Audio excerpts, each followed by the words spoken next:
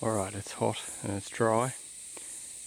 The humidity's coming back, so things are greening up. Going forward through these dry times, working on right now just doing little minor adjustments just to try and keep a little bit more moisture in the soil. I'm kind of blending a traditional landscape method of edging the garden with some paving with a bit of a permaculture twist, just so that we can use it to benefit the biology in the soil. What I'm wanting to do is essentially dam up the water that's flowing. We got a pond here, small pond, and then a large pond over here, and then we've got a large swale back here, and then just over there we have the central spillway to the two pond system. So gravity is feeding in times of heavy flow, is pushing and feeding the water down through the soils here. It's mainly the subsoil, and then you can see here we really start to dry out and evaporate because we don't have much shade cover here. So what I want to do here is I want to edge this garden off here, and then I'm going to edge another edge all along here, and then that space in between here will be a gravel pathway for access, so that I like to tread the pathways consistently, so that I'm not treading where these are pathways as well, but I'd rather walk gravel pathways that are more designed to take that heavy traffic than trample these other areas that need to be fertile and lush to cope with these extremes of dries and wets.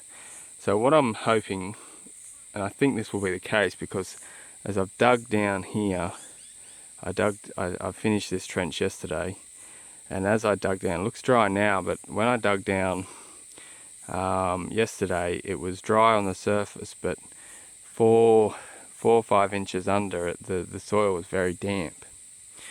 So I'm essentially keying, it'll be a concrete footing and then a paved top. So I'm keying in this down into it's not really the subsoil, because it's not really that deep, but it's essentially going to dam up this water that's coming down through this garden and just give it a little bit of resistance here, so I don't lose it out here into this dry, open, evaporative area where we don't have the shade cover, and I probably won't, because at this stage I may not put any further gardens here.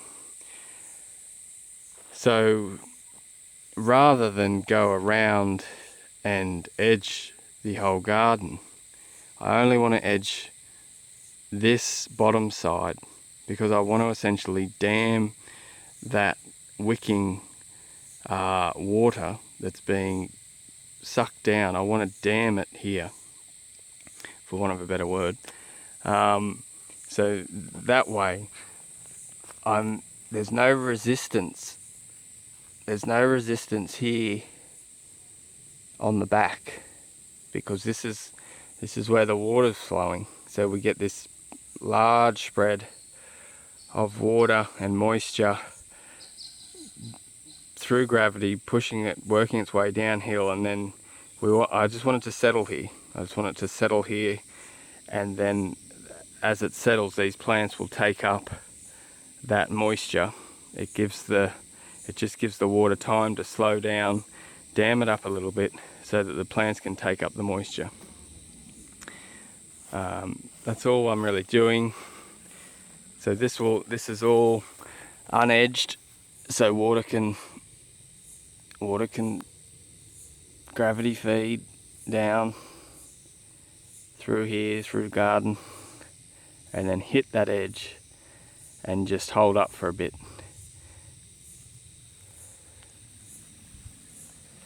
So I had to, as the spillway's here, you can get 4 inches of water spread across that spillway in the flood cycle, in a flooding event. And then you can get white water raging here at the bottom, which has got some more gabion rock under there's gabion rock under the grass there. Yeah, so the grass keys in that gabion rock, and as the sheet flow hits that, there's no erosion here in the grass, and the gabion rock cause percolation of the water and just really reduce the cutting action of the water, so you don't have any issues there with erosion. But you get this sheet flow of water coming down, and it wants to kind of spread out this way. So I've rounded. What I'll do is put a platform here for either the kids' trampoline or a bell tent or something like that. I'll level out a platform there, but then what's going to happen is the water's going to spread down here, and it's not going to impede the flow when we do get peak flow, because we're going to get the water's going to go around here, and then it's going to head out to the natural drainage. Once that tank's moved, you would be able to see where the dish drain takes the flow, and eventually I'll put probably a culvert under there so that the sheet flow can go under the soil, the surface soil, so that we don't need to navigate a dish drain across there. We can then just bring all this area across here flat. So in times of flooding, we have sheet flow working its way through here, bottlenecking a little bit here, going into the 2 or 3 culverts that'll go under the flat surface here, and then shoot out to a large gabion rock waterfall as it goes off the slope and into the scrub.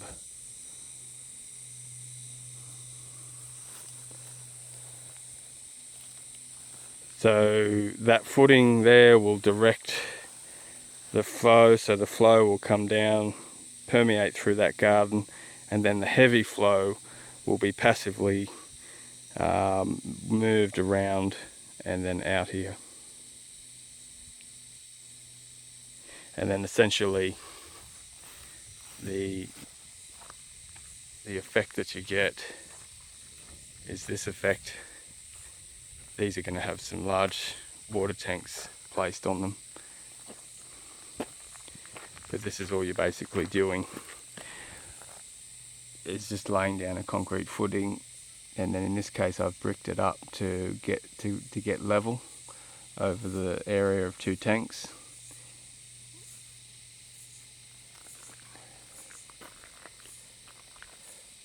And then yeah, that sheet flow in flooding will come through here again, around here,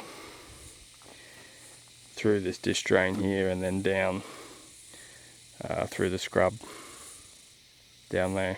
All very passive, using lots of no angular diversions. It's just all very flowy, so you're limiting any kind of jagging that's going to cause any erosion.